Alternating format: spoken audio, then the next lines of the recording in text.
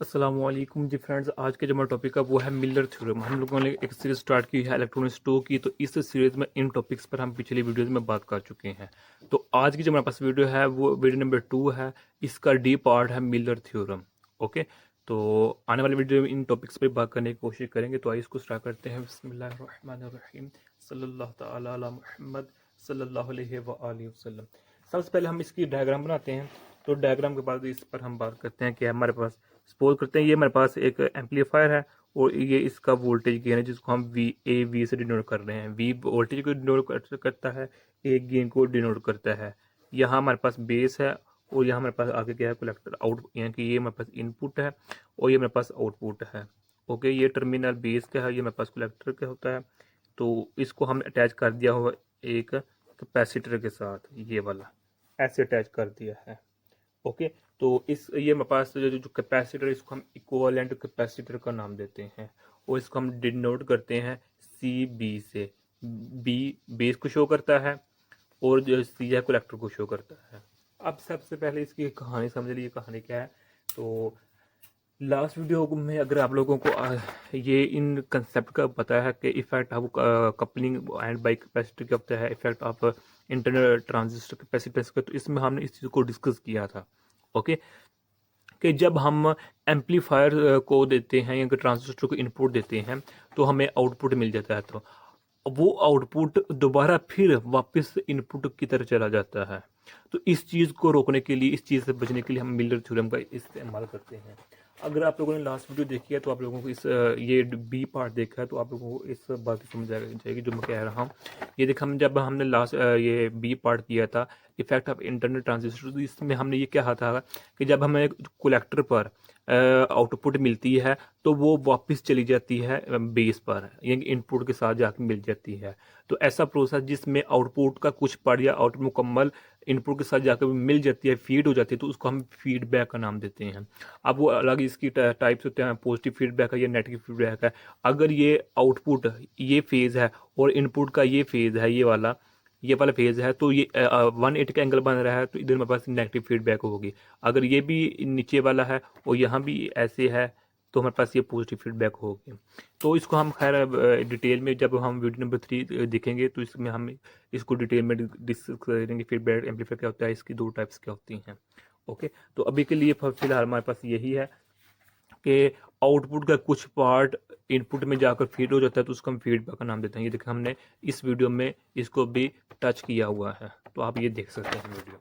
तो इस चीज़ से बचने के लिए हम क्या करते हैं, मिलर थ्योरम का यूज़ करते हैं। अब मिलर थ्योरम क्या होता है, एक कैपेसिटर लगा देते हैं जिसको हम सी बी सी का नाम देते हैं। ओके, से बी बेस, सी कलेक्टर यहाँ शो कर रहा होता है इधर। तो अब मिलर थ्योरम जो इसने इक्वेशन ड्राइव की थी वो ये थी हमारे पास, C B C A V plus one. Okay, अब जो ये वन होता है ये ड्यू टू ग्राउंड की वजह से होता है हमारे पास। ओके, अगर इसके हम मुकम्मल पिक्चर देखें ना बनाकर, तो जो हमारे पास ग्राउंड होता है ना उसकी वजह से हमारे पास वन आता है। और ये हमारे पास क्या होती है, सी इन क्या होती है, बेस और ग्राउंड के दरमियान हमारे पास ये होती है सी इन। ओके, बेस एंड ग्राउंड के दरमियान होती है, इसलिए इसको हम इनपुट का नाम दे रहे हैं ना। देखें, इन इन क्या शो कर रहा है, इनपुट को शो कर रहा है जो कि किसके दरमियान, बेस और ग्राउंड के दरमियान है। यानी कि अगर हम इसकी, ये तो हमने सिंपल लिखा हुआ है ना, ये हमने सिंपल लिखा हुआ है एम्पलीफायर का, लेकिन अगर इसको हम ड्रा करके लिखें तो जो हमारे पास होता है बेस और ग्राउंड के दरमियान जो हमारे पास होती है कैपेसिटेंस, उसको हम सी इन से डिनोट करते हैं, उसको हम मिलर का नाम देते हैं। वो किसकी इक्वल है, C B C A V plus one equal होता है। ओके, तो यहाँ ये इसमें याद रखना है कि जो हमारे पास ये सी बी सी, ये बाई बी जी ए टी की फॉर्म है, बाईपोलर जंक्शन ट्रांजिस्टर की फॉर्म है। अगर हम एफ यूज़ करेंगे तो उसके लिए हम और कोई साइन यूज़ करेंगे, यानी कन्वर्टर यानी सोर्स गेट का वाला होगा इसमें। खैर उसमें हम नहीं जा रहे हैं, हम सिर्फ बी जे टी का अभी देख रहे हैं। तो मिलर क्या करता है, जो इनपुट होता है और आउटपुट होता है इसको क्या कर देता है, ग्राउंडेड कर देता है। ओके, यानी कि जो हमारे पास होता है मिलर, वो इसको क्या कर देता है, ये हमारे पास इनपुट होती है, ये हमारे पास आउटपुट होती है, तो इसको ग्राउंड कर देता है और इसको भी ग्राउंड कर देता है। ओके, ये कैपेसिटर है हमारे पास, ये हमारे पास ए वी प्लस वन है, ये हमारे पास इनपुट है ये वाला। ओके, और ये मेरे पास क्या है, आउटपुट है जो कि C A V plus 1/AV voltage gain होता है ये मेरे पास। ओके, वोल्टेज गेन है। अब इनपुट वाली जो कैपेसिटेंस है वो हमारे पास ये है, जो हमने कहा है मेरे पास कैपेसिटेंस होती है।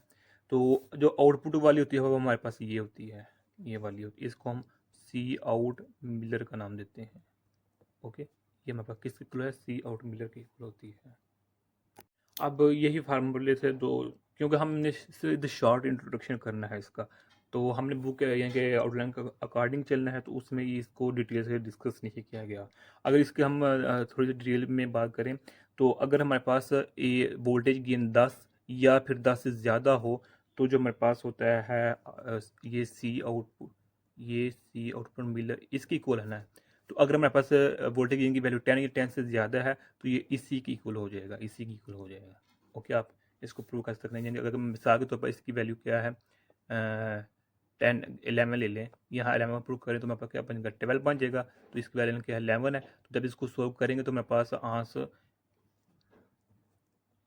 तो क्या आएगा, हमारे पास 1 पॉइंट समथिंग आएगा। तो ये इतना ज़्यादा इफेक्ट नहीं करता हमारे लिए। ओके, तो इसलिए अगर इसकी वैल्यू 10 या 10 से ज़्यादा है तो मेरे पास सी आउट मिलर को हम सी की इक्वल लिख सकते हैं। अब चूंकि हमने मिलर का एक एडिशनल फैक्टर ऐड कर दिया है, तो अब जो मेरे पास ये डायग्राम होगी, और इस डायग्राम को हम डिनोट करना चाहे तो हम इस तरह कर सकते हैं। ये मेरे पास ग्राउंडेड है, सोर्स है, मेरे पास कैपेसिटेंस है, तो ये मेरे पास ट्रांजिस्टर है, और ट्रांजिस्टर कॉमन एमिटर वाला ले रहे हैं, कॉमन बेस वाला नहीं ले रहे, ये भी याद रखिएगा। ओके, तो ये मेरे पास होगा आर सी है, इसको हमने ग्राउंडेड कर दिया हुआ है। अब जो मेरे पास इधर ये कैपेसिटर होगा, ये कैपेसिटर होगा जो पहले वाला था विद आउट मिलर वाला। ओके, जो ये कैपेसिटर होगा ये विद आउटपुट मिलर वाला होगा। ओके, अब ये दोनों क्या हो गए हैं, ये मिलर वाला ऐड हो गया, ये इसके क्या होगा, पैरेलल होगा। ये पहले ही मौजूद था, जिसको हम सिर्फ सिंपल सी का नाम देते थे। ओके, तो अब हमने मिलर वाला भी ऐड कर दिया, तो हमारे पास अब ये दोनों क्या हो जाएंगे, पैरेलल हो जाएंगे एक दूसरे के। तो यही आज हमारे यहाँ था। जज़ाकल्लाह खैरा।